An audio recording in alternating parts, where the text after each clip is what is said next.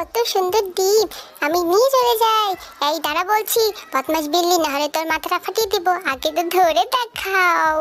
এই ডিমগুলোকে দিয়ে আমি ছানা ফোটাবো, তারপর আমি বড় লোক হয়ে যাব। হা হা হা। আমার ছোট ছানাদের জন্য ভুট্টা চুরি করে নিয়ে যাচ্ছি। এই বেটা দাঁড়া বলছি, দাঁড়া। কি? আমাকে আগে ধরে তো দেখো, কেউই পারে না আমাকে ধরতে। আমি হলাম বিখ্যাত চোর।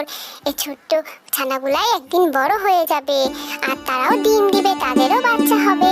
ইমা, এ কি? এরা তো আকাশে উঠতে পারে, কত সুন্দর করে আকাশে উড়ে বেড়াচ্ছে। আমারও তো এমন পাখা চাই, কিন্তু আমার তেমন পাখা নাই।